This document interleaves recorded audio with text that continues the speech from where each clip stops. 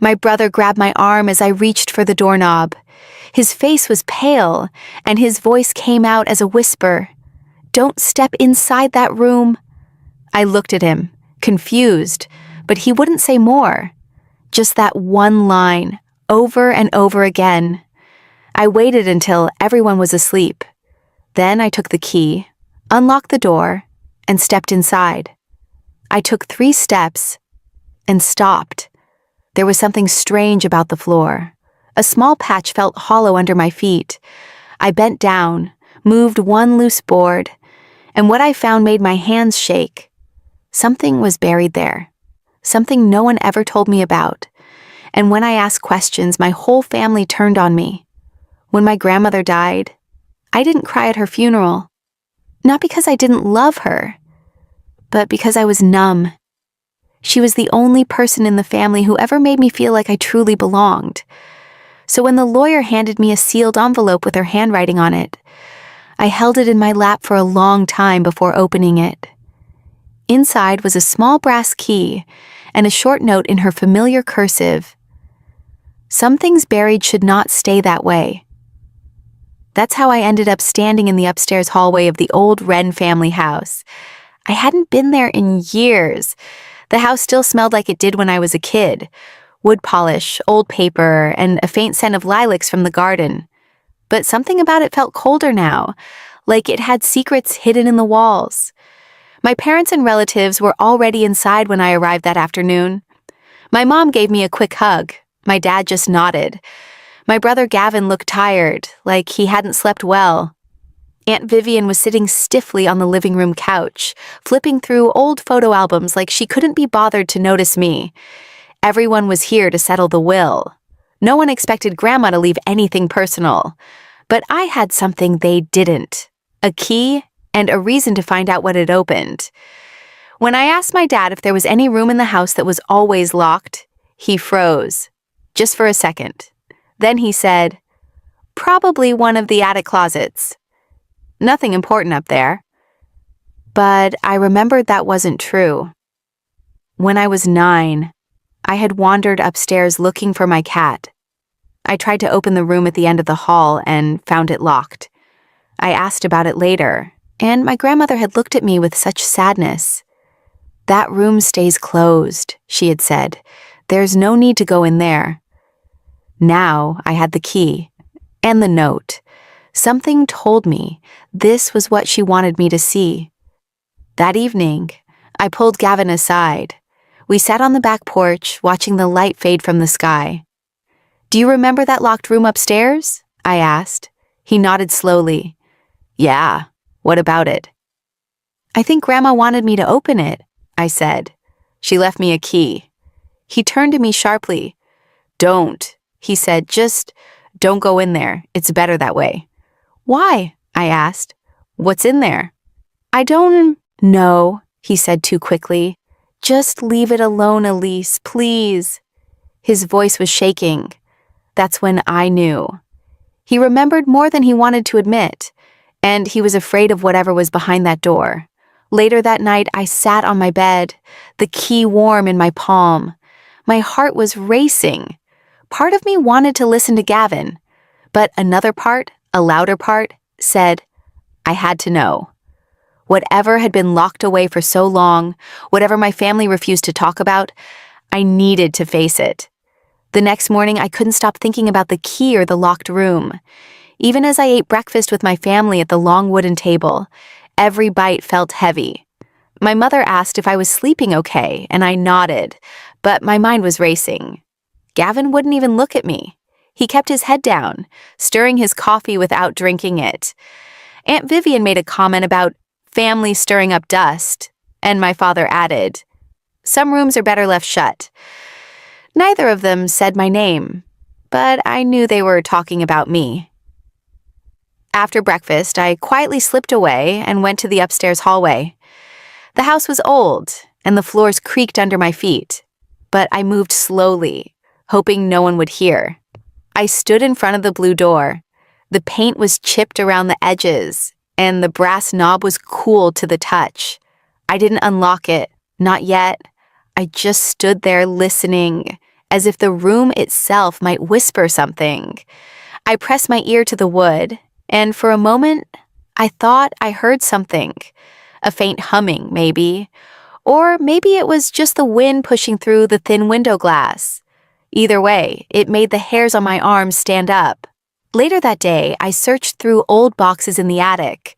My grandmother kept everything: letters, receipts, holiday cards from 20 years ago. In a box labeled Margot Private, I found an old family photo album, tucked beneath a pile of Christmas ornaments. Most of the pictures were familiar. Birthdays, vacations, old relatives I vaguely remembered. But one photo stopped me cold. It showed a young girl, around 6 or 7, with light brown hair and big eyes. She was sitting in the garden, holding a toy rabbit. My grandmother sat beside her, smiling. On the back of the photo in Margot's handwriting was one word: Rosalie. I stared at the name for a long time. I didn't remember anyone named Rosalie. I had never heard that name in our family. I went back through the album, flipping page after page. And there she was again. In a few photos, always with Grandma, never with my parents, never with the rest of us. I took the photo downstairs and showed it to my mother. "Who is this?" I asked. Her eyes widened. She took the photo from my hand and stared at it. Her fingers trembled slightly. Then she gave a weak smile. "Oh, that's just an old neighbor's child. She used to visit sometimes." That was a lie. I knew it as soon as she said it. There was no way Grandma would keep pictures of a neighbor's kid tucked away in a private family box. I asked my father next. He barely glanced at the photo. "Don't dig into things that aren't your business," he said. "But if she's not family, why is she in our family album?" He slammed his newspaper down. "I said drop it." I left the room without another word. My hands were shaking, not from fear, but from something deeper: anger, confusion, and a growing feeling that the people I trusted most were hiding something from me. That evening, Gavin came to my room and shut the door behind him. "You went into the attic?" he said quietly. "I did, and I found her. Rosalie." His face turned pale. "You shouldn't have done that." "Who was she?" I asked. He sat down on the edge of the bed, rubbing his hands together. "She was different. I don't remember much, but I know she stayed in that room. Grandma took care of her mostly. I think something happened." "What happened?" I asked. He shook his head. "I don't know. One day she was here, and then she wasn't. I asked once, and Dad told me she died in the hospital, but I don't believe him." I looked at him closely. "Do you think she died in that room?" He didn't answer. His silence told me everything. I took out the key and held it up. "I'm opening the door," I said. Gavin didn't stop me this time. He just looked down at the floor and said, "If you do, be ready. It'll change everything." I nodded. My heart was already pounding, but I knew I had to go through with it. Not because I wanted to hurt anyone, but because Rosalie deserved to be known. And because the truth had been buried long enough. That night, I couldn't sit still. I walked from room to room, trying to calm myself. But nothing helped. Every corner of the house seemed heavier, like the walls were pressing in, holding secrets I was finally ready to uncover. The key my grandmother had left me felt like it weighed 100 pounds in my pocket. I had carried it for days, but now it was time to use it. Everyone was asleep, or at least pretending to be. I could hear the soft hum of the hallway fan and the ticking of the old grandfather clock downstairs. I moved slowly, barefoot on the wood floors, careful not to make a sound. The hallway leading to the locked room was dim, lit only by the faint moonlight coming through a nearby window. I stood in front of the blue door, heart pounding, fingers gripping the key so tightly it left a mark on my skin. I slid the key into the lock and turned. It clicked softly, like it had been waiting all along. I pushed the door open. The air inside the room was still and dry, like it hadn't been disturbed in years. The light from the hallway stretched across the floor, revealing a room that didn't look like storage at all. It was small, with faded wallpaper peeling at the edges and a thin curtain that barely covered the window.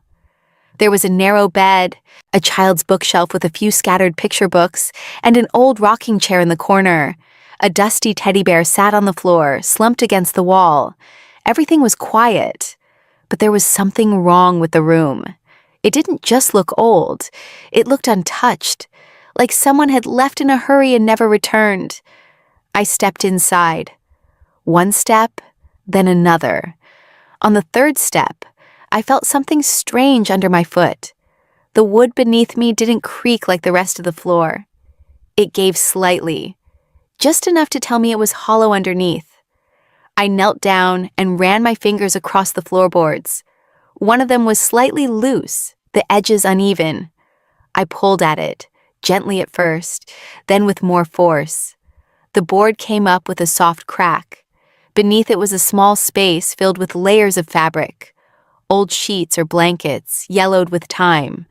I pushed them aside and saw something wrapped tightly in plastic. My heart stopped. I reached for it slowly, barely breathing. I peeled back the plastic and saw bones, small bones.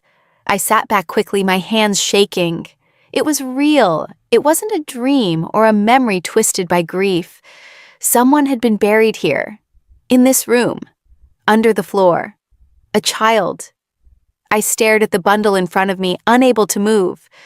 I didn't know what to do, only that I couldn't leave it alone. I had to tell someone.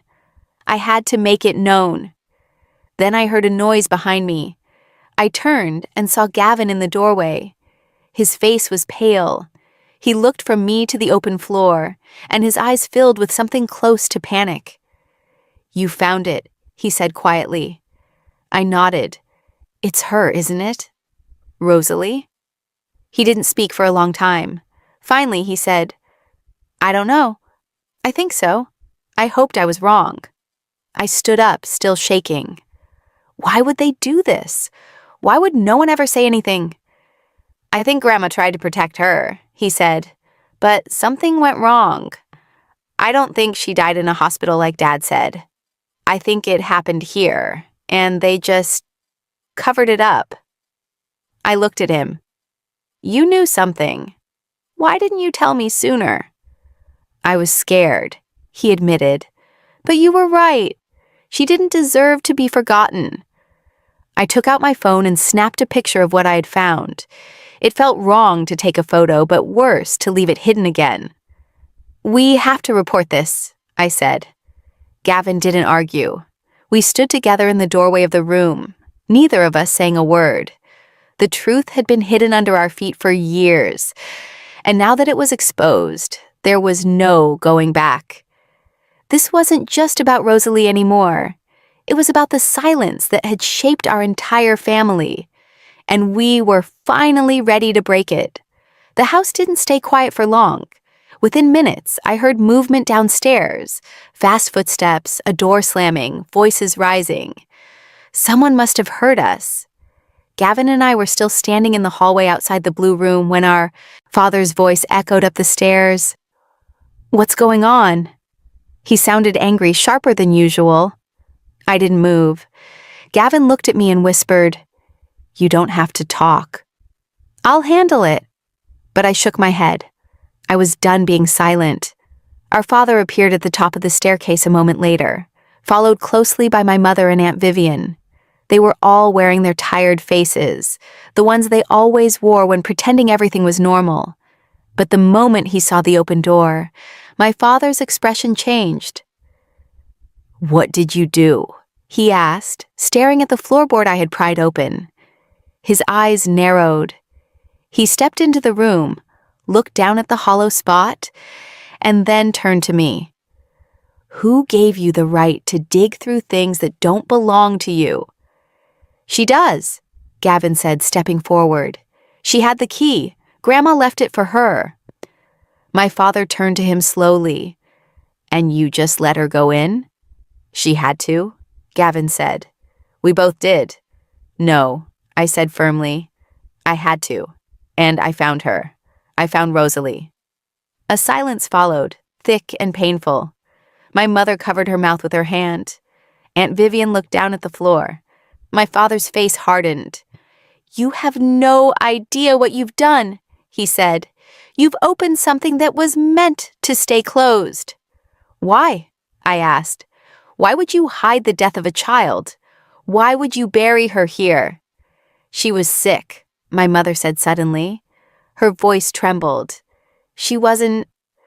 Well, Margot was the only one who knew how to care for her. The doctor said she needed special treatment. She had these episodes, screaming, breaking things, hurting herself." I looked at her, trying to make sense of it. "That doesn't explain why she's under the floor." "She died," Aunt Vivian said. "One night she had an episode. She hit her head. Margot panicked. She told us it was better to let the past die with her. She said if anyone found out, the whole family would be ruined." "So you helped hide her," I said, my voice shaking. "All of you." "She was my niece," Aunt Vivian whispered, not meeting my eyes. "I didn't want this, but once it started, we were already too deep." "You didn't even give her a funeral," I said. "You let her be forgotten." "She was unstable," my father said, almost coldly. "And she wasn't your concern. Margot took care of it. End of story." "No," I said. "Not the end. She was a person, a child, and you buried her like trash." My mother broke down in tears. She didn't try to defend herself again. I turned to Gavin. "We're calling the police." He nodded. My father's voice rose. "You do that, and you'll destroy this family. Everything we've built." "You already destroyed it," I said. "You just buried the evidence." He stepped toward me, but Gavin stood in front of me. "Don't." My father looked at the two of us, then back at the room. His face went blank. For the first time in my life, I saw something close to fear in his eyes. "I'll say it was Margot," he muttered. "She's gone. No one can prove otherwise." "No," I said. "You were all part of it. And the truth doesn't disappear just because someone dies." I pulled out my phone and showed him the photos. "The police will know. The DNA will match. And I'll tell them everything." His jaw clenched, but he didn't say another word. He turned and walked out of the room. That was the moment it all shifted. The secrets were no longer hidden. They were real, exposed, raw. Gavin stood beside me, not as my older brother trying to protect me, but as someone finally ready to tell the truth. We stayed there, in the blue room, as my mother cried softly in the hallway, and Aunt Vivian walked away in silence. I looked down at the spot where Rosalie had been hidden and felt something I hadn't expected. Peace, not joy, not relief, but the kind of peace that comes when a lie finally dies and the truth gets to breathe. The days after the discovery were long and heavy. Everything that had once felt familiar in the house now felt haunted, not by ghosts, but by truth. Truth that had been buried in silence for over 20 years. Truth that none of them ever planned to face. The police arrived the next morning. I had called them myself, with Gavin sitting next to me. We showed them the photos, the letter from Grandma, the remains we found under the floor. They took everything seriously, and within hours, the house turned into a quiet investigation site. Officers moved carefully through the upstairs hallway, taking photos, removing the remains, and marking evidence. I watched from the porch, arms crossed over my chest, feeling everything and nothing at the same time. My father didn't resist. He didn't argue, didn't try to defend himself anymore. He gave a brief statement, blaming everything on Margot, claiming she acted alone. But the investigators weren't interested in stories. They had documents, old medical records from the attic, and enough physical evidence to open a case. My mother wasn't arrested, but she was questioned for hours. Aunt Vivian left before the police arrived. She packed a small bag and drove off without saying goodbye to anyone. I haven't seen her since. For a few days, the story was quiet. Then a local paper picked it up. Remains of child found hidden in historic family home. It didn't name us, but in a town like ours, it didn't need to. Everyone figured it out. Old neighbors started whispering. Some said they always suspected something was strange about our family. Others acted shocked, but no one really knew the weight of it unless they were inside that house. Gavin and I stayed together through the worst of it. He moved in with me temporarily, needing distance from everything. We talked often, mostly late at night when neither of us could sleep. He told me more about what he remembered. Rosalie's voice, how she used to sing to herself through the walls. He said he always thought she had just gone away. He never imagined she was buried a few feet from where we used to play. I started going to therapy a few weeks later. The guilt and grief came in waves. Some days I felt relief that the truth was finally out. Other days, I carried a deep sadness that Rosalie had spent her last days in a locked room, alone and forgotten. She had been erased from the family like she never mattered. That, more than anything, stayed with me. I kept the diary I started the day after the police came. On the first page, I wrote her name in big letters, Rosalie Wren. Under it, I wrote, "You were here. You mattered. I'm sorry it took so long." Eventually, the case was closed. The remains were confirmed to be those of a female child between 6 and 8. DNA testing proved she was part of our family. There wasn't enough evidence to charge anyone with murder, but charges of concealment of remains and obstruction were filed against my father. He was sentenced to house arrest and community service due to his age and lack of cooperation. It wasn't justice, not really, but it was something. We had a small memorial for Rosalie, just me, Gavin, and 1 or 2 neighbors who remembered her. We placed a marker in the family cemetery. Nothing fancy, just a stone that read, "Rosalie Wren, a life remembered." I brought flowers every week for the first few months. I still visit when I can. The house was sold not long after. Neither Gavin nor I wanted it. Too many secrets in those walls. Too many nights spent wondering what was true and what wasn't. We donated most of Margot's things. I kept one photo of her and Rosalie sitting in the garden. That picture is now in a simple frame beside my bed. Sometimes I stare at it and try to imagine how different our lives might have been if someone had just spoken up sooner. Looking back, I wish I could say that finding the truth brought peace to everyone. It didn't. Some wounds never fully heal. Some people will carry their guilt in silence forever. But I know this. I didn't walk away. I didn't stay quiet. I opened the door, found the truth, and gave my sister her name back. That matters. That will always matter.